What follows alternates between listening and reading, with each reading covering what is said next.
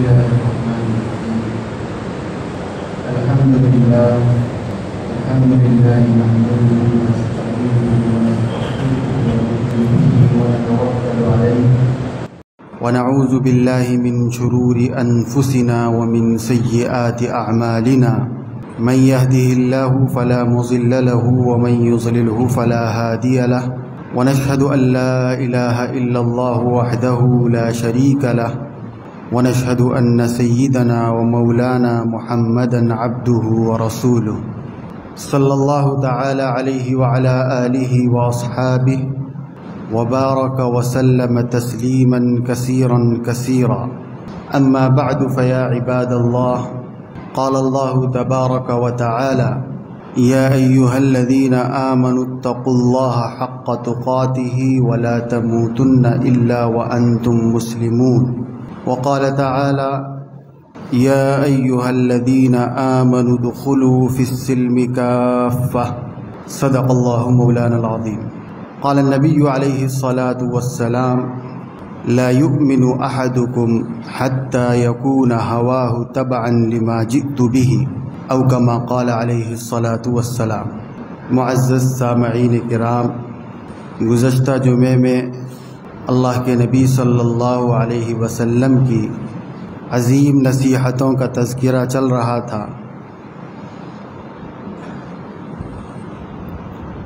آپ نے حضرت ابو ہریرہ رضی اللہ تعالی عنہ کو یہ کہہ کر یہ نصیحتیں سپرد کی تھی کہ تم بھی اس پر عمل کرنا اور جو عمل کرنے والے ہیں ان تک پہنچانا. اسی کے نتیجے میں وہ نصیحتیں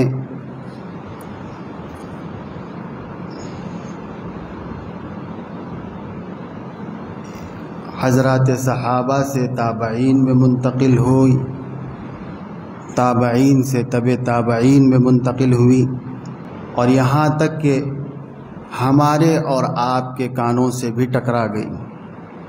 اب یہ ہم سب کی ذمہ داری ہے کہ حضور نبی کریم صلی اللہ علیہ وسلم کے ارشادات کو، آپ کی تعلیمات کو، آپ کی نصیحتوں کو ہم ویسے لینے والے بنے جیسا کہ حضرات صحابہ اکرام نے لیا تھا، اور اس کی ہم ویسے اطاعت کرنے والے بنے جیسا کہ حضرات صحابہ اکرام نے کیا تھا.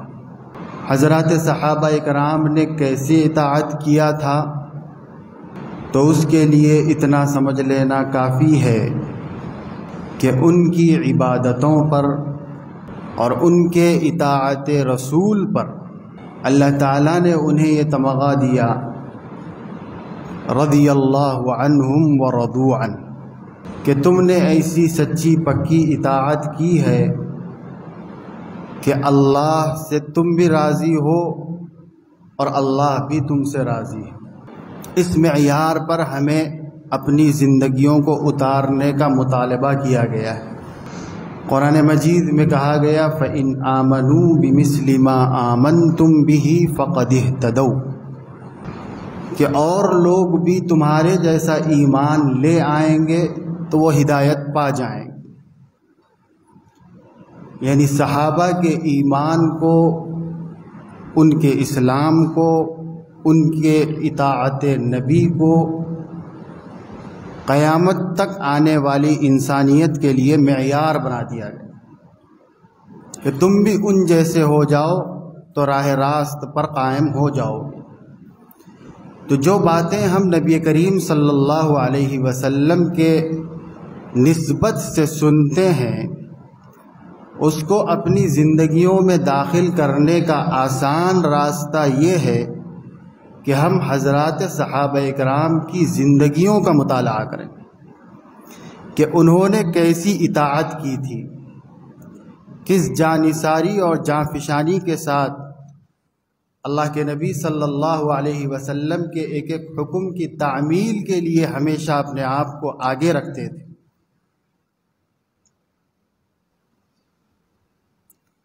بار بار آپ نے واقعہ سنا حضرت عبداللہ ابن مسعود کا کہ مسجد میں کھڑے ہو کر نبی کریم صلی اللہ علیہ وسلم فرما رہے ہیں اجلس، بیٹھ جاؤ، تو وہ مسجد کے راستے پر ہی بیٹھ جاتے ہیں۔ پوچھنے والے پوچھتے ہیں کہ آپ سے بیٹھنے کے لیے تو نہیں کہا گیا تھا، پھر آپ یہاں سڑک پر کیوں بیٹھ گئے؟ تو حضرت عبداللہ ابن مسعود وہی ایمانی جواب دیتے ہیں کہ مجھے بھی معلوم ہے کہ میرے لیے یہ حکم نہیں ہے، لیکن میں کیا کروں کہ میرا مزاج ایسا ہو گیا ہے کہ نبی کے زبان سے کوئی حکم نکلے اور ابن مسعود اس حکم کی اطاعت کرے بغیر آگے بڑھ جائے، یہ مجھ سے ممکن نہیں، اس لیے کچھ دیر کے لیے میں بیٹھ گیا۔ اس کو کہتے ہیں اطاعت۔ یہ تو ان احکام میں ہے جس کا ان کو مکلف بھی نہیں بنایا جا رہا ہے، لیکن چونکہ نبی کی زبان سے نکلا ہوا حکم ہے اس لیے خلاف ورزی کرنا ان کے لیے ممکن نہیں تھا۔ تب جا کر صحابہ کے اس جماعت کو قیامت تک آنے والی انسانیت کے لیے اسوہ بنایا گیا کہ تم ایسی اطاعت شعاری اپنے اندر پیدا کرو، ایسے مطیع و فرما بردار بنو کہ اللہ تعالیٰ تم سے راضی ہو جائے۔ چنانچہ ہر انسان کو حضرات صحابہ اکرام رضوان اللہ علیہم اجمعین کی زندگیوں کا مطالعہ کرنا چاہیے۔ ان کے مطالعے میں ایسی چاشنی ہے اور ان کے زندگیوں کو پڑھنے میں ایسا پاور ہمیں ملتا ہے جس کے نتیجے میں ہم اللہ اور اس کے رسول کے آگے اپنی جان کو بھی نچھاور کرنے کے لیے تیار ہو سکتے ہیں۔ بہت سے لوگوں کا جو اشکال ہوتا ہے کہ اللہ اور اس کے رسول صلی اللہ علیہ وسلم کے احکامات کو ہم مانتے تو ہیں، لیکن عمل کرنے کی ہمت ہمارے اندر پیدا نہیں ہوتی، ہم ہار جاتے ہیں زمانے کے احوال کے مقابلے میں۔ تو ایسے لوگوں کے لیے عمل کی ہمتوں کو پیدا کرنے کا واحد راستہ اور اپنے ایمانی جذبات کو ابھارنے کا واحد راستہ وہ حضرات صحابہ کرام کی زندگی ہے۔ جتنا ان کو پڑھو گے اتنا دین و ایمان پر ثبات قدمی مقدر ہوگی۔ اس لیے نبی کریم صلی اللہ علیہ وسلم کے جتنے احکامات ہم نے سنے ہیں، جائزہ ہمیں اپنے آپ کا لینے کی ضرورت ہے کہ کتنوں کو ہم نے اپنی زندگی میں روح بعمل لایا ہے۔ قیامت کے دن جو سوالات ہونے والے ہیں، جس کو نبی کریم صلی اللہ علیہ وسلم نے دنیا ہی میں واضح کر دیا، یہ نبی کی رحمت تھی کہ آپ نے محشر کے میدان کے پرچے کو دنیا میں آؤٹ کر دیا تاکہ میری امت اللہ کی پکڑ کی شکار نہ ہو جائے۔ بہت سے سوالات کے متعلق آپ صلی اللہ علیہ وسلم نے بتایا کہ یہ سوال ہونے والا ہے، تو تم اپنی زندگی میں اس کے جوابات عملی طور پر تیار کر لو۔ چنانچہ ایک سوال یہ بھی نبی نے بتایا کہ پوچھا جائے گا اس علم کے متعلق جو تم نے حاصل کیا تھا کہ کتنا تم نے عمل کیا۔ جو علم دین کا حاصل ہوا تھا اس پر زندگی میں عمل کتنا ہوا، یہ محشر کے سوالات میں سے ایک سوال ہے۔ اس سوال کی تیاری کا موقع یہی زندگی ہے، جب تک کہ ہماری آنکھ ہمیشہ کے لیے بند نہ ہو جائے۔ اس لیے کہ ایک مرتبہ یہ آنکھ بند ہو جائے گی تو اس وقت آدمی کتنی بھی کوشش کر لے، دوبارہ اللہ تعالیٰ اس کو یہ موقع فراہم کرنے والا نہیں۔ اس لیے جو دین کی باتیں سنی جاتی ہے اس کا محاسبہ ہو کہ کتنی ہم نے اس کو اپنے عمل میں داخل کر لیا ہے، یہ ضروری ہے۔ اس لیے کہ صرف ہم سنتے رہیں تو جتنا زیادہ سنیں گے اتنا زیادہ پکڑ ہوگی، اگر وہ عمل میں داخل نہیں ہوا۔ اس لیے سننا بھی ہے۔ اس کا مطلب یہ نہیں ہے کہ ہم دین کی مجلسوں سے دور ہو جائیں۔ اس وقت پھر دوسرا سوال ہوگا کہ تمہیں مکلف بنایا گیا تھا دین حاصل کرنے کا، تم نے کوشش کیوں نہیں کی؟ یہ بہانہ اللہ تعالیٰ کے نزدیک چلنے والا نہیں ہے کہ مجھ تک دین کا یہ حکم پہنچا ہی نہیں تھا۔ اللہ فرمائیں گے کہ تمہیں اس دنیا میں بھیجا ہی گیا تھا تاکہ رسول جو کچھ لے کر آئے ہیں اسے سمجھو، اور دنیا میں کیوں بھیجا گیا ہے اس مقصد کو جانو اور اس کے مطابق زندگی گزارو۔ اسی آزمائش کے لیے تو دنیا میں بھیجا گیا تھا۔ اب تم اس آزمائش میں ناکام ہو کر آئے ہو تو پھر تمہارا جو مقدر ہونا چاہیے وہی ہوگا۔ اس لیے دین کا علم حاصل بھی کرنا ہے مگر اسے چھوڑنا نہیں ہے، اس کو اپنی زندگیوں میں داخل کرنا ہے۔ اللہ کے نبی صلی اللہ علیہ وسلم اسی لیے بڑی تاکید کے ساتھ حضرت ابو ہریرہ کو فرما رہے ہیں کہ کون ہے جو مجھ سے ان باتوں کو حاصل کر لے تاکہ وہ خود اس پر عمل کرے اور ان لوگوں تک پہنچائے جو اس پر عمل کر سکتے ہو۔ چنانچہ پہلی نصیحت آپ نے گزشتہ جمعے میں سنی کہ اللہ کے نبی نے فرمایا تھا اتق المحارم تکن اعبد الناس، محارم سے بچو تم لوگوں میں سب سے زیادہ عبادت گزار بن جاؤ گے۔ عابد الناس بننے کا طریقہ کیا ہوتا ہے اس کی وضاحت بھی کی گئی تھی کہ اللہ تعالیٰ کے واجبات پر عمل پیرا ہوتے ہوئے اللہ تعالیٰ کی منہیات سے اپنے آپ کو بچانا، یہ انسان کو سب سے بڑا عبادت گزار بناتا ہے۔ اور عبادتیں کیا ہے؟ یعنی وہ احکام جن پر عمل کرنا ہی کرنا ہے۔ بنیادی طور پر 4 چیزیں اللہ کے نبی صلی اللہ علیہ وسلم نے بتائی: نماز، روزہ، زکوٰۃ اور حج۔ یہ بنیادی عبادتیں ہیں جس کو دین اسلام کے ستون بتائے گئے ہیں، اسی پر اسلام کی پوری عمارت کھڑی ہوتی ہے۔ اب اس کے آگے بندے کا ہر کام جو اللہ کی رضا کے لیے ہو وہ عبادت میں شمار کر لیا جاتا ہے۔ لیکن یہ بنیادی چیزیں ہیں، یہ بنیادی چیزیں جب انسان کی عملی زندگی میں داخل ہوگی تو اس کے جتنے متعلقات جو عبادت کے قبیل سے ہیں وہ سب کے سب آہستہ آہستہ زندگی میں داخل ہونا شروع ہوتے ہیں۔ اس لیے بنیادی عبادتوں کی طرف توجہ اور پوری زندگی کو عبادت بنانے کی فکر اور اللہ تعالیٰ کی حرام کردہ چیزوں سے بچنے کا اہتمام، یہ انسان کو اعبد الناس کی فہرست میں شامل کرتا ہے۔ دوسری نصیحت جو اللہ کے نبی صلی اللہ علیہ وسلم نے فرمائی تھی، وَارْضَ بِمَا قَسَمَ اللَّهُ لَكَ تَكُنْ أَغْنَى النَّاسِ۔ ہم لوگوں کے ذہن میں یہ جو سوال بار بار آتا ہے کہ زندگی میں سکون اور اطمینان میسر نہیں ہے، ہم ایک کشمکش کی زندگی گزار رہے ہیں۔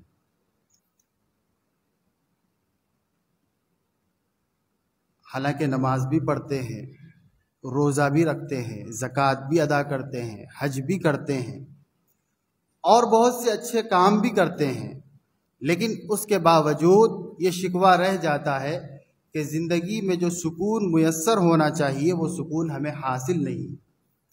اس سکون کو حاصل کرنے کی حکمت اللہ کے نبی فرما رہے ہیں وَارْضَ بِمَا قَسَمَ اللَّهُ لَكَ۔ اللہ تعالیٰ نے اس دنیا کے لیے جو چیزیں تمہارے حق میں طے فرما دی ہے اس سے راضی ہو جاؤ۔ سکون کہاں غارت ہوگا؟ سکون اس وقت غارت ہوگا جب آدمی اپنی روزی روٹی کے لیے ایک ہدف مقرر کر لے اور یہ طے کر لے کہ مجھے دنیا سے اتنا حصہ ملنا چاہیے، اور کوشش اور محنت بھی کرے، جس کا حکم بھی دیا گیا ہے اور کرنا بھی ہے۔ لیکن کوشش اور محنت کرنے کے بعد اپنے مقصد اور نتیجے کو اگر وہ نہیں پا رہا ہے تو بجائے اس کے کہ اللہ کے عطا کردہ چیزوں پر راضی ہونے کے اور اللہ کی تقدیر پر راضی ہونے کے، وہ یہ سوچتا ہے کہ میں ناکام ہو گیا، مجھے جو چیز حاصل ہونی چاہیے تھی وہ چیز مجھے حاصل نہیں ہوئی، تو اب وہ پریشان ہو جاتا ہے، اب اس کو مختلف قسم کے وسوسے ستانے لگتے ہیں۔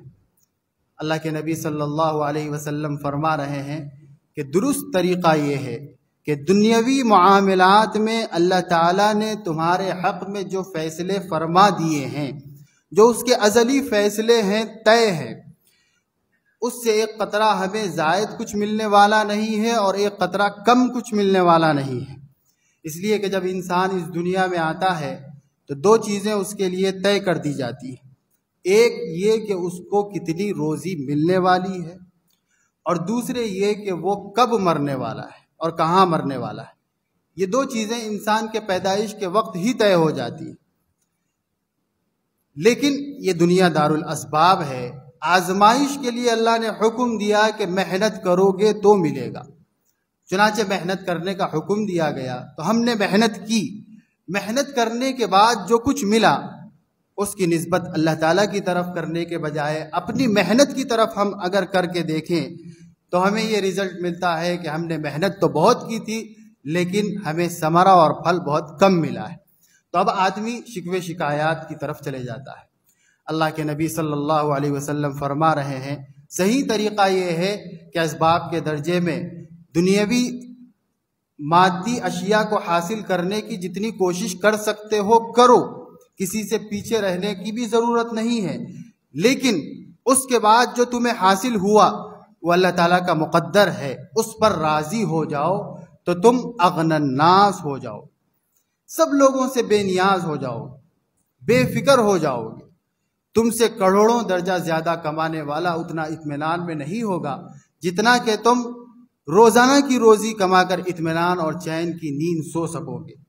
لیکن اس کے لیے ضرورت ہے کہ اللہ تعالیٰ کے تقدیر پر راضی ہونے کا سلیقہ ہمیں آ جائے۔ آدمی چاہتا ہے کہ اس کے ماں باپ اس کے سامنے ہمیشہ رہیں، لیکن اللہ کے فیصلے طے ہیں، ایک مدت کے بعد جب ان کا وقت آئے اور وہ دنیا سے گزر جائیں تو اب آدمی کو تکلیف ہوتی ہے، وہ بے چینی کا شکار ہو جاتا ہے۔ لیکن اس بے چینی کے بعد اگر اطمینان حاصل کرنا ہے تو وَرْضَ بِمَا قَسَمَ اللَّهُ لَكَ، اللہ تعالیٰ نے تمہارے حق میں جو چیز طے کر دی ہے اس سے راضی ہو جاؤ، یہی اطمینان کا آسان راستہ ہے۔ ایک باپ اپنے اولاد سے اگر محروم ہوتا ہے تو وہ تنگی میں اور بے چینی میں ضرور مبتلا ہوتا ہے، لیکن پھر دوبارہ اطمینان کی کیفیت پیدا کرنے کا طریقہ یہی سکھلایا گیا ہے، وَرْضَ بِمَا قَسَمَ اللَّهُ لَكَ، اللہ تعالیٰ نے تیرے حق میں جو طے کر دیا ہے اس سے راضی ہو جا، پھر دوبارہ تجھے اطمینان حاصل ہو جائے۔ تو ہماری دنیاوی زندگی کے جتنی چیزیں ہیں ان سب پر آپ اس کو فٹ کرتے چلے جائیں اور دیکھتے چلے جائیں کہ ایک تو ہماری اپنی نفس کی خواہش ہے کہ انسان چاہتا ہے کہ میں جیسے چاہوں ویسے میری زندگی گزر جائے، میری چاہت جو ہے وہ مجھے اپنی زندگی میں حاصل ہو جائے۔ اب اس کے لیے وہ کوشش کر رہا ہے جس کا اسے حکم دیا گیا اور اجازت دی گئی، لیکن جو نتیجہ اس کو مل جائے اس پر راضی ہو جائے اور اللہ تعالیٰ کا شکر ادا کرے تو یہ آدمی کو ہمیشہ اطمینان کی کیفیت میں رکھتا ہے اور بے چینی کے عالم میں داخل ہونے سے محفوظ کر لیتا ہے۔ اللہ کے نبی صلی اللہ علیہ وسلم کی دوسری نصیحت یہی ہے، وَرْضَ بِمَا قَسَمَ اللَّهُ لَكَ تَكُنْ أَغْنَى النَّاسِ، تم سب سے بے نیاز ہو جاؤ، تمہیں کسی کی ضرورت نہیں ہوگی کہ تم اپنا شکوہ کسی کے سامنے جا کر رکھو کہ مجھے یہ پریشانی ہے، نہیں، تم اپنے پروردگار سے راضی رہنا سیکھ جاؤ تو پھر وہ ساری پریشانیوں کو ختم کر دے گا۔ پھر ایک بادشاہ بھی وہ زندگی نہیں گزارے گا جو زندگی وہ انسان گزارے گا جس کو اللہ کی مرضیات پر جینا اور مرنا آ جائے۔ وَرْضَ بِمَا قَسَمَ اللَّهُ لَكَ تَكُنْ أَغْنَى النَّاسِ، اللہ تعالیٰ کے فیصلوں پر راضی رہنا سیکھ جاؤ تو تم سب سے زیادہ بے نیاز ہو جاؤ گے۔ اور ہمیں اللہ کے فیصلوں پر راضی بھی رہنا چاہیے، اس لیے کہ وہ حکیم ہے، وہ ہمارا پروردگار ہے، اس کا کوئی فیصلہ ہمارے حق میں غلط نہیں ہو سکتا۔ اس نے ہمارے حق میں اگر کوئی فیصلہ کیا ہے جس سے وقتی طور پر ہمیں تکلیف ہو رہی ہے تو یہ تکلیف ہونا ہی ہمارے حق میں اس وقت بہتر ہے۔ اللہ سے بہتر کون جان سکتا ہے کہ بندے کے حق میں کون سی چیز کس وقت کتنی مفید ہے، اللہ سے بہتر تو کوئی نہیں جان سکتا۔ اور ہمارا یہ ایمان و عقیدہ ہے کہ اللہ کے حکم کے بغیر ایک پتا بھی نہیں ہل سکتا۔ جب ہم اس عقیدے پر یقین رکھتے ہیں تو پھر ہمیں کسی بھی اللہ کے فیصلے پر شکوے شکایات کی نوبت ہی نہیں آنی چاہیے۔ تو جو فیصلہ بھی اللہ کا ہمارے حق میں ہو جائے، اس پر راضی ہونے کا سلیقہ آ جائے، تو نبی فرما رہے ہیں تکن اغن الناس، تم سب سے زیادہ بے نیاز ہو جاؤ، بے فکر ہو جاؤ، اطمینان کی زندگی گزارنے والے بن جاؤ۔ تیسری نصیحت اللہ کے نبی صلی اللہ علیہ وسلم نے فرمائی وَأَحْسِنْ إِلَى جَارِكَ تَكُنْ مُسْلِمًا تَكُنْ مُؤْمِنًا، اپنے پڑوسی کے ساتھ حسن سلوک کرو تو تم مومن بن جاؤ۔ مومن کسے کہتے ہیں؟ جو اللہ پر یقین رکھنے والا ہو۔ اللہ کے نبی صلی اللہ علیہ وسلم فرما رہے ہیں احسن الی جارک تکن مؤمنا، پڑوسی کے ساتھ حسن سلوک کرو تو تم مومن بن جاؤ۔ پڑوسی عام طور سے ہم اس کو سمجھتے ہیں جو ہمارے گھر کے بازو رہتا ہو، وہ بھی پڑوسی ہے، لیکن قرآن مجید نے پڑوسیوں کی 3 قسمیں بیان کی۔ الجار ذی القربہ، سب سے پہلا پڑوسی، یعنی وہ شخص جس کی دیوار ہمارے گھر کی دیوار سے لگی ہوئی ہو، وہ بھی پڑوسی ہے۔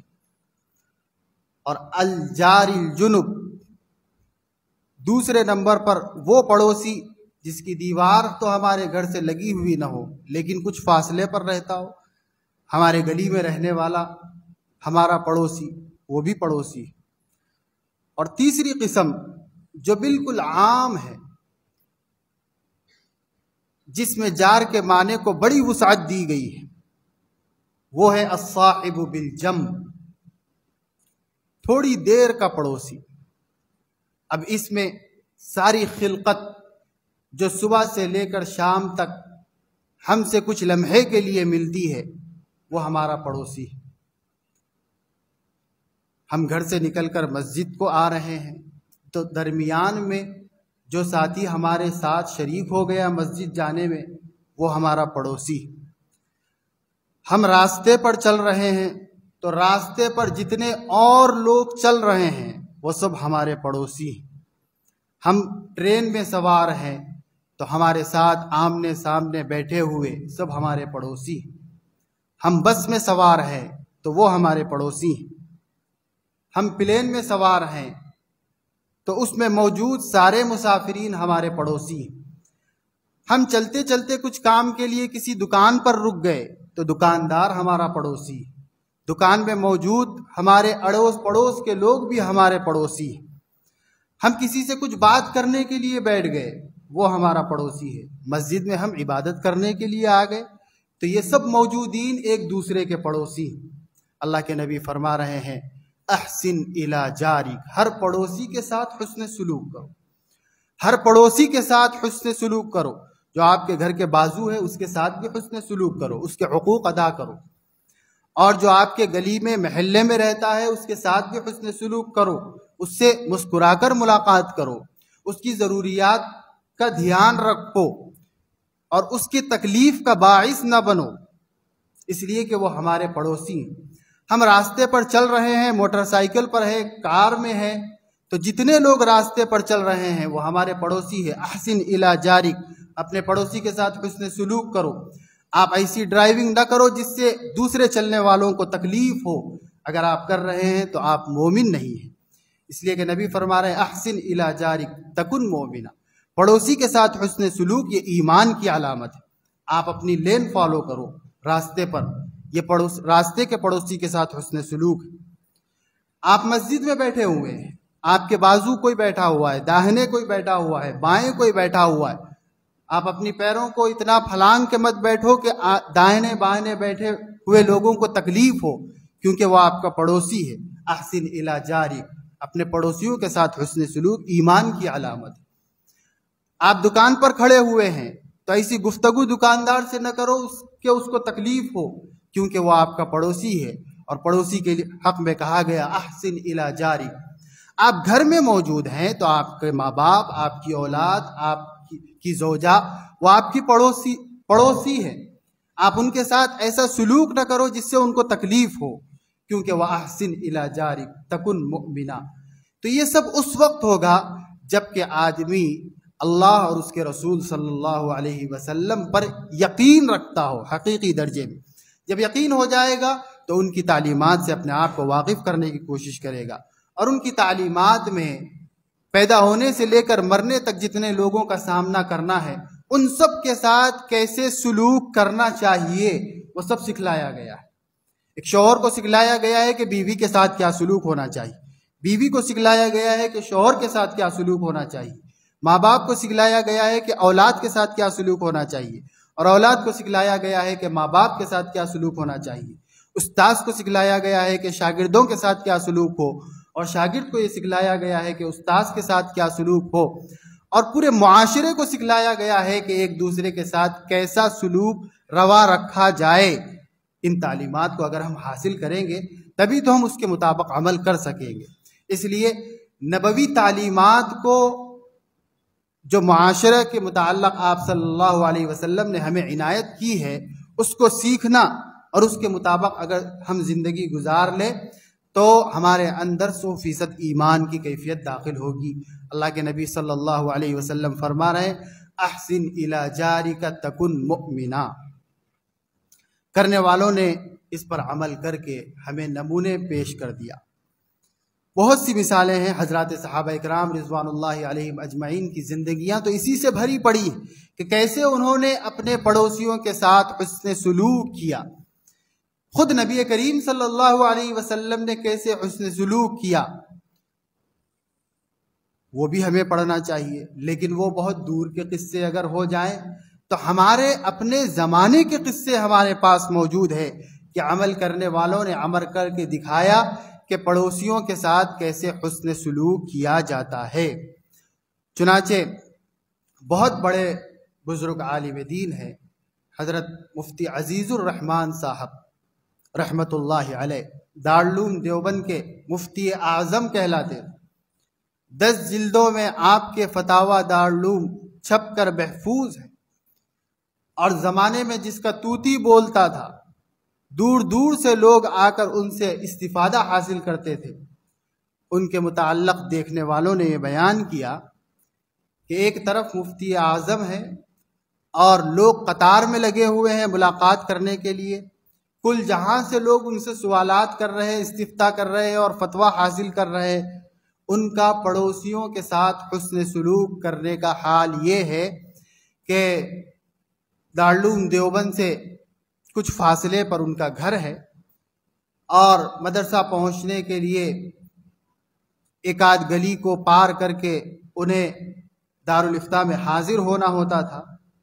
تو جہاں پر ان کا گھر تھا روزانہ صبح گھر سے نکل کر جب وہ مدرسہ پہنچتے تو جس گلی سے گزرتے اس گلی میں 3 بیوہ عورتیں رہتی تھیں. تو روزانہ مدرسہ پہنچنے سے پہلے ان تینوں بیوہ عورتوں کے گھر پر دستک دیتے اور پوچھتے کہ بیوی آپ کا کوئی کام ہے تو مجھے بتا دیجئے، میں کر دوں گا. میں آپ کا پڑوسی ہوں، اگر آپ کا کوئی کام رہ جائے اور آپ پریشانی میں رہے تو کل قیامت کے دن میرا گریبان پکڑ لیا جائے اور اللہ تعالیٰ سوال کرے کہ عزیز الرحمان تیرے دامن میں 3 بیوہ رہتے تھے، تو نے ایک کی بھی فکر نہیں کی، تو نے کسی کے ساتھ بھی حسن سلوک نہیں کیا، تو کیسا ایمان والا ہے. اس لیے مجھے اس سے ڈر ہوتا ہے کہ یہ ایمان کی نفی کی علامت ہے. میں روزانہ ان تینوں کے پاس جاتا ہوں اور پوچھتا ہوں کہ کچھ کام ہے تو مجھے بتا دیجیے. تو تینوں گھروں میں دستک دیتے اور کوئی بتاتا کہ ہمیں ترکاری کی ضرورت ہے، کوئی بتاتا کہ ہمیں فلاں چیز کی ضرورت ہے، کوئی بتاتا کہ ہمیں فلاں چیز کی ضرورت ہے. تو پھر بازار جاتے، ان چیزوں کو حاصل کرتے، ان کے گھروں پر پہنچاتے اور پھر دارالافتاء میں آ کر اپنا جو فرض منصبی ہے اس کو انجام دیتے. حتیٰ کہ دیکھنے والوں نے یہاں تک بیان کیا کہ بعض دفعہ کوئی سامان لے کر دوبارہ ان کے گھر پہنچتے تو وہ بیوائیں اندر سے کہتی کہ ہم نے تو آپ سے یہ چیز نہیں یہ منگایا تھا، یا ہم نے تو آپ سے یہ چیز اتنے میں منگائی تھی اور آپ نے مہنگی لا لی.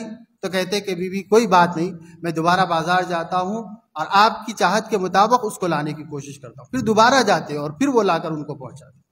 تو اس طرح ان لوگوں نے یہ بتلا دیا کہ اگر کوئی شخص اللہ اور اس کے رسول پر صدق دل کے ساتھ یقین کر کے ان کی بتائی ہوئی تعلیمات پر عمل کرنا چاہے تو قیامت تک اللہ تعالیٰ اس کے لیے راستے آسان کرتا رہے، اور وہ عملی نمونہ بن سکیں گے لوگوں کے لیے، اور صحابہ کی زندگیوں پر وہ اپنے آپ کو اتار سکیں گے، اور اللہ اور اس کے رسول کی خوشنودی کا باعث بن سکیں گے۔ ایک اور بزرگ تھے دیوبند میں، حضرت میاں جی اصغر حسین صاحب رحمۃ اللہ علیہ۔ ان کے متعلق ان کے شاگردوں نے لکھا ہے کہ انہوں نے باوجود کہ مالدار تھے، اچھے گھرانے سے تعلق رکھتے تھے، لیکن کبھی بھی اپنا پکا گھر نہیں بنایا، کچے گھر میں رہتے تھے، اور اس گھر کا عالم یہ تھا کہ جب برسات آتی تو ہمیشہ بارش کی وجہ سے کبھی کوئی دیوار ٹوٹتی، کبھی کوئی دیوار ٹوٹتی، کبھی چھپر ٹوٹتا، اور اسی میں مشقت برداشت کرتے ہوئے رہتے، اور پھر جب برسات کا زمانہ ختم ہوتا تو دوبارہ اس کی لیپا توپی کرتے اور وہی کچے مکان میں رہتے۔ ایک مرتبہ خود حضرت مفتی شفیع صاحب رحمۃ اللہ علیہ نے لکھا ہے کہ میں نے حضرت سے گزارش کی، پوچھا کہ حضرت آپ اپنا کوئی پکا مکان کیوں نہیں بنوا لیتے؟ آپ کو ہر مرتبہ برسات میں تکلیف پہنچتی ہے اور آپ کو مشقت برداشت کرنی پڑتی ہے، اور آپ کے پاس مال و دولت بھی ہے اللہ کے فضل و کرم سے، تو آپ اپنا کوئی پکا گھر کیوں نہیں بنا لیتے؟ حالانکہ بنانا کوئی ان کے لیے ناجائز نہیں تھا، بنانا چاہے تو بنا سکتے تھے، لیکن ان لوگوں نے عزیمت پر عمل کر کے صحابہ کی زندگیوں کی یاد تازہ کی۔ چنانچہ جب حضرت مفتی شفیع صاحب نے ان سے یہ سوال کیا تو حضرت مفتی شفیع صاحب خود لکھتے ہیں کہ حضرت کی مزاج میں ظرافت تھی، تو حضرت نے مجھے جواب دیا کہ ماشاءاللہ آپ نے بہت اچھی بات کہی، یہ بات تو مجھے اب تک سمجھ میں ہی نہیں آئی تھی کہ میں خواہ اتنی تکلیف اتنے سالوں سے برداشت کر رہا ہوں، آپ نے میری آنکھیں کھول دی ہے، اب مجھے سمجھ میں آیا ہے کہ مجھے پکا مکان بنا لینا چاہیے۔ اتنی بار انہوں نے یہ بات دہرائی کہ حضرت مفتی صاحب کہتے ہیں کہ مجھے شرمندگی محسوس ہونے لگی کہ میں نے کہیں غلط سوال تو نہیں کر لیا حضرت سے۔ پھر اس کے بعد میں نے عرض کیا کہ حضرت صرف وجہ دریافت کرنا مقصد تھا اور کوئی مقصد میرا نہیں ہے۔ تو پھر اس کے بعد حضرت میاں اصغر حسین نے حضرت مفتی شفیع صاحب رحمۃ اللہ علیہ کا ہاتھ پکڑ کر دروازے تک لے گئے۔ حضرت مفتی صاحب نے لکھا کہ دروازے کے باہر لے جا کر کہا کہ شفیع میاں اس گلی کے گھروں پر ایک نظر ڈالو۔ میں نے دیکھا، پھر پوچھا کہ کچھ سمجھ میں آیا؟ پھر حضرت نے خود بتایا کہ اس گلی میں پورے کے پورے گھر کچے ہیں، اگر میں اپنا پکا مکان بنا لیتا تو میرے لیے درست تو ہے اور میرے لیے آسانی کا باعث بھی ہے، لیکن میرے پڑوسیوں کے دل میں یہ حسرت آ جاتی کہ میاں صاحب نے تو پکا مکان بنا لیا اور ہم نے زندگی میں کبھی پکا مکان بھی نہیں دیکھ سکتے۔ تو اپنے پڑوسیوں کی اس حسرت کو بجائے رکھنے کے لیے اور ان کی دلداری کے لیے میں ان مشقتوں کو برداشت کرتا ہوں، لیکن پڑوسی کی تکلیف کو مناسب نہیں سمجھتا۔ انہی کا ایک اور واقعہ ہے کہ ایک مرتبہ گرما کے موسم میں انہوں نے اپنے شاگردوں کو ایک آم کی دعوت پر بلا لیا۔ دیوبند میں ایک عام رواج ہے کہ جب آم کا موسم ہوتا ہے تو جن کے پاس استطاعت ہوتی ہے وہ کھیتوں سے ٹوکرے بھر بھر کر آموں کو لاتے ہیں اور اپنے سارے متعلقین کو بلا کر ایک دعوت رکھ دیتے ہیں۔ ایسے ہی حضرت نے بہت سارے آموں کو اکٹھا کیا اور اپنے سارے شاگردوں کو اور متعلقین کو اپنے گھر پر بلایا اور آم کی ایک دعوت عام رکھی، اور سب لوگوں نے مل کر اس کو تناول کیا اور اس سے محظوظ ہوئے۔ جب سب لوگوں نے کھا لیا تو حضرت کے ایک شاگرد نے جلدی جلدی آم کے چھلکوں کو اور گٹلیوں کو اٹھانا شروع کیا، تو حضرت نے فرمایا کہ اسے رہنے دیجیے۔ تو انہوں نے کہا کہ حضرت میں اسے اٹھا کر گھر کے باہر دروازے کے باہر رکھ دیتا ہوں تاکہ یہاں سے گندگی اور کچرا ختم ہو جائے۔ تو حضرت نے کہا کہ اٹھا تو دو لیکن اس کو دروازے کے اندر ہی رکھ۔ اس لیے کہ اگر اس کو دروازے کے باہر رکھ دیا جائے گا تو اس گلی میں رہنے والے میرے پڑوسی بہت سے ایسے ہیں جنہیں ایک آم کھانے کی سہولت بھی میسر نہیں ہے۔ ان کے چھوٹے چھوٹے معصوم بچے جب ان چھلکوں کو اور گٹھلیوں کو دیکھیں گے تو ان کے دل میں یہ حسرت پیدا ہوگی کہ میاں صاحب نے تو خوب آموں سے استفادہ کیا ہے اور ہم آم کے موسم میں ایک آم بھی نہیں کھا سکے، تو ان معصوموں کے دلوں کی اس حسرت کو میں کیسے پورے کر سکوں گا؟ اس لیے پڑوسیوں کو تکلیف نہ ہو، حضرت نے کہا کہ اسے اندر ہی رکھا جائے۔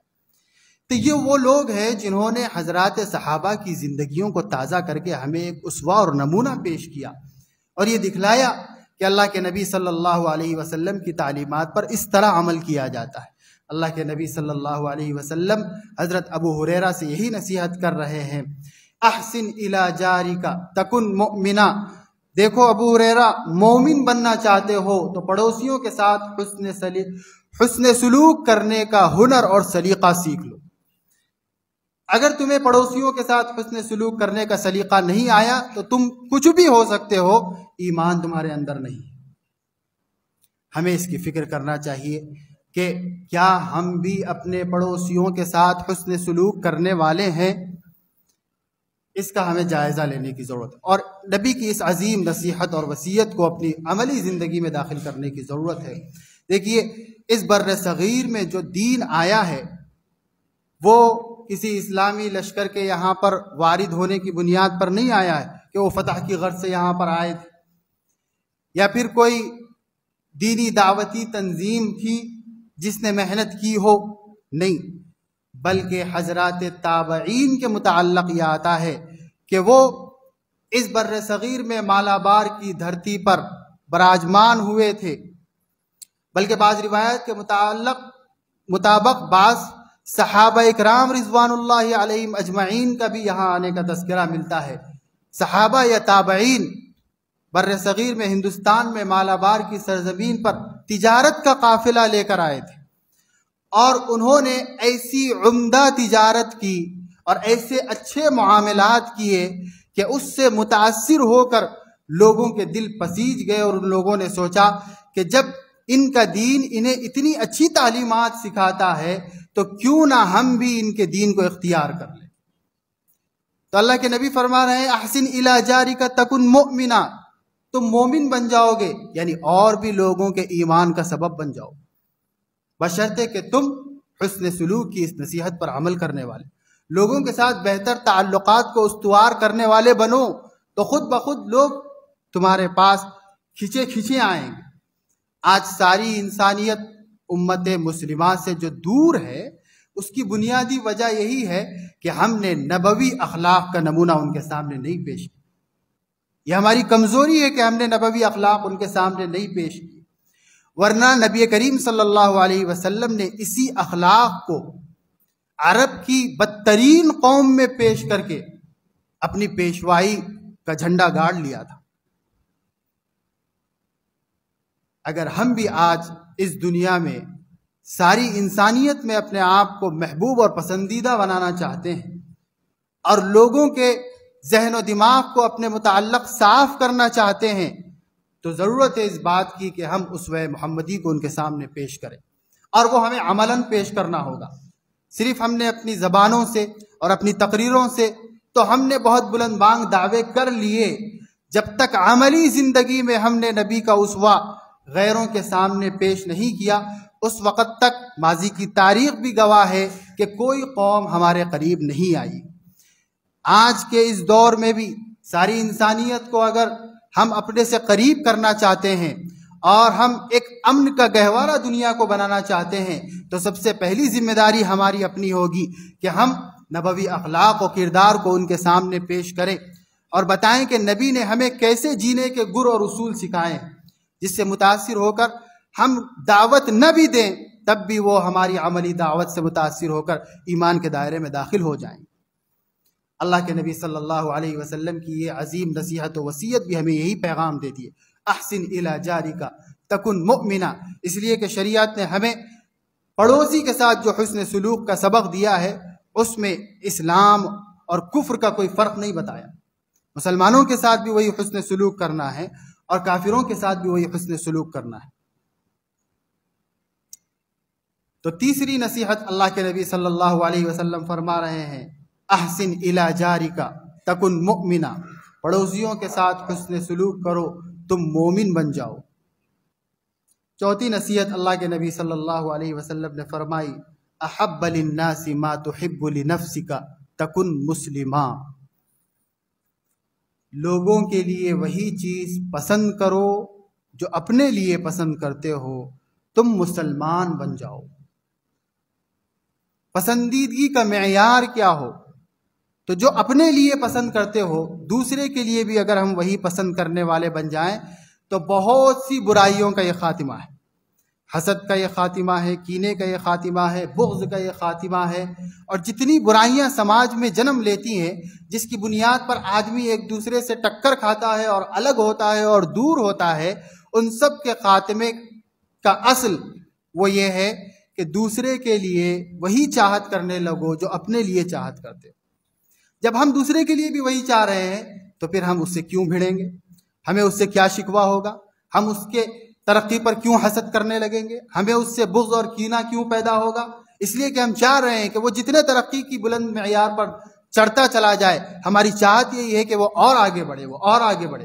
جب ہماری چاہت دوسرے کے حق میں اس کے نفع کی ہو جائے گی، اس کے فائدے کی ہو جائے گی، تو پھر ہم دوسرے سے حسد کرنے والے باقی نہیں رہ جائیں گے۔ اللہ کے نبی صلی اللہ علیہ وسلم بھی ان جامع کلمات میں ہمیں یہی سب نصیحتیں فرمانا چاہ رہے ہیں کہ احب للناس ما تحب لنفسک۔ اس کا مطلب یہ نہیں ہے کہ آدمی اپنے لیے جو چیزیں حاصل کر رہا ہے، جو اسے میسر ہو رہی ہے، وہ سب کا سب دوسروں کے حوالے کر دے رہا ہے، محنت مشقت سے دنیا کما رہا ہے، اور نبی کا حکم ہے کہ اپنے لیے جو چاہتے ہو دوسرے کے لیے بھی وہی چاہو، اس لیے سب دوسروں کے حوالے کر دے رہا ہے، اور اپنے حقوق تلف کر لے رہا ہے، اپنے ماتحتوں کے حقوق تلف کر لے رہا ہے۔ دین کو نہ سمجھنے کی وجہ سے آدمی اس غلط فہمی کا بھی شکار ہو جاتا ہے۔ اس لیے ہمیں دین سیکھنا بھی ہے اور دین کو سمجھنا بھی ہے، اور دین اسی سے سمجھنا ہے جس نے ہمیں دین سمجھایا ہے۔ اگر ہم اپنے آپ سے، اپنے عقلوں سے دین کو سمجھنے والے بن جائیں گے تو پھر ایک کا ایک مطلب نکالیں گے اور اپنے آپ پر بھی ظلم کریں گے، اپنے ماتحتوں پر بھی ظلم کریں گے۔ اس لیے دین سیکھنا بھی ہے، اور دین کی تشریحات کو انہی سے حاصل کرنا ہے جنہوں نے ہمیں دین سکھلایا ہے۔ دین کو اللہ تعالیٰ نے قرآن میں نازل کیا، نبی کریم صلی اللہ علیہ وسلم نے اپنے ارشادات میں تشریحات پہ اس کی وضاحت کی، صحابہ نے عملی نمونہ پیش کیا، اور تابعین، تبع تابعین سے لے کر اب تک امت کا ایک بڑا طبقہ اپنی زندگیوں میں اس کو داخل کرتا ہوا، اور نبی کریم صلی اللہ علیہ وسلم نے جس طریقے سے اسے سمجھایا ہے اسی طریقے سے سمجھاتا آ رہا ہے۔ اسی لیے علماء سے، جس کے پاس دین محفوظ ہے، انہی سے ہمیں دین سیکھنا بھی ہے۔ تو اللہ کے نبی صلی اللہ علیہ وسلم کے اس نصیحت کا یہ مطلب نہیں ہے کہ جو کچھ حاصل کرو وہ آپ کی چاہت تھی لہذا آپ وہ دوسروں پر گنوا دو، یہ نہیں، بلکہ جو آپ حاصل کر رہے ہیں، جو دنیا آپ کو حاصل ہو رہی ہے، آپ اس کو اپنے اوپر استعمال کرو، اپنے اولاد کے حقوق ادا کرو، اپنے رشتہ داروں کے حقوق ادا کرو، اپنے پڑوسیوں کے حقوق ادا کرو، لیکن دوسروں کے لیے بھی یہی چاہت رکھو کہ اس کے پاس بھی یہ سب کچھ آ جائے۔ یہ مطلب ہے احب للناس ما تحب لنفسک تکن مسلمہ، ایسی صورت میں تم مسلمان ہو جاؤ۔ پانچویں نصیحت اللہ کے نبی صلی اللہ علیہ وسلم نے جو کی، وَلَا تُكْسِرِ الضِّحْكَ فَإِنَّ كَثْرَةَ الضِّحْكِ تُمِيتُ الْقَلْبَ، بہت زیادہ ہنسنے کا اپنے آپ کو عادی نہ بنا لو، اس لیے کہ جو بہت زیادہ ہنستا ہے، ہمیشہ ٹھیٹھی مذاق کرتا ہے، وہ اس بات کی علامت ہے کہ اس کا دل مردہ ہو چکا ہے، اور جس کا دل مردہ ہو چکا ہے پھر وہ دین کے کسی حکم کو قبول کرنے کے لیے تیار نہیں ہوتا۔ چنانچہ اس کے سامنے قرآن کی آیتیں پڑھ کر سنائی جا رہی ہوتی ہے، اس کے سامنے نبی کریم صلی اللہ علیہ وسلم کے ارشادات پیش کیے جا رہے ہوتے ہیں، لیکن اس کے پیشانی پر جوں بھی نہیں رینگتی، اس کو ذرا برابر بھی اثر نہیں ہوتا۔ وجہ بنیادی یہی ہے کہ دل مردہ ہو چکا ہے، اور جب دل مردہ ہو چکا ہوتا ہے تو پھر اس کے بعد آدمی راہ راست پر قائم بھی نہیں رہ پاتا، وہ غلط پٹری پر اپنی سواری کو اتار لیتا ہے، اور اس کا منتہا اور اس کا اختتام خدا نخواستہ پھر وہ اللہ کی ناراضگی کی شکل میں نمودار ہوتا ہے۔ اس لیے دل کو مردہ ہونے سے بچانے کی فکر کرنا بھی انتہائی اہم اور ضروری ہے۔ اللہ کے نبی صلی اللہ علیہ وسلم اس کی طرف توجہ دلا رہے ہیں، وَلَا تُكْثِرِ الضَّحِكَ، زیادہ ہنسنے کا اپنے آپ کو عادی مت بناؤ، اور ہنسنے ہنسانے والی محفلوں میں مشغلوں میں اپنے آپ کو مصروف مت رکھو۔ ہاں، خوش طبعی کے لیے آدمی ہنس لے، منع نہیں ہے، بلکہ مسکراتے ہوئے چہرے کے ساتھ رہنے کا حکم دیا گیا ہے کہ جب بھی کسی مسلمان بھائی سے ملو تو مسکراتے ہوئے ملو، یہ بھی صدقہ ہے۔ لیکن کثرت ضحک سے منع کیا گیا، بہت زیادہ ہنسنے ہنسانے کا اپنے آپ کو عادی نہ بنا لے، اس لیے کہ اس سے دل مردہ ہو جاتا ہے۔ وَلَا تُكْثِرِ الضَّحِكَ فَإِنَّ كَثْرَةَ الضَّحِكِ تُمِيتُ الْقَلْبَ، بہت زیادہ ہنسنے ہنسانے کا اپنے آپ کو عادی نہ بناؤ، اس لیے کہ یہ چیز دل کو مردہ کر دیتی ہے۔ یہ 5 نصیحتیں اللہ کے نبی صلی اللہ علیہ وسلم نے حضرت ابو ہریرہ کو سنائی تھی۔ نمبر 1، اتق المحارم تکن اعبد الناس، محارم سے بچو تم اعبد الناس بن جاؤ گے۔ وَارْضَ بِمَا قَسَمَ اللَّهُ لَكَ تَكُنْ أَغْنَى النَّاسِ، اللہ تعالیٰ کے فیصلوں سے راضی رہنے والے بن جاؤ، تم سب سے بے نیاز بن جاؤ گے۔ وَأَحْسِنْ إِلَى جَارِكَ تَكُنْ مُؤْمِنًا، پڑوسی کے ساتھ حسن سلوک کرو، مومن بن جاؤ گے۔ وَأَحَبَّ لِلنَّاسِ مَا تُحِبُّ لِنَفْسِكَ تَكُنْ مُسْلِمًا، لوگوں کے لیے وہی پسند کرو جو اپنے لیے پسند کرتے ہو، تم مسلمان بن جاؤ گے۔ وَلَا تُكْثِرِ الضَّحِكَ فَإِنَّ كَثْرَةَ الضَّحِكِ تُمِيتُ الْقَلْبَ، زیادہ مت ہنسو اس لیے کہ زیادہ ہنسی دل کو مردہ کر دیتی ہے۔ اللہ تعالیٰ اپنے فضل و کرم سے ان 5 نصیحتوں پر مجھے بھی عمل کرنے کی توفیق عطا فرمائے، اور تمام حاضرین کو اس پر عمل کرنے کی توفیق عطا فرمائے۔ وآخر دعوانا ان الحمد للہ رب العالمین۔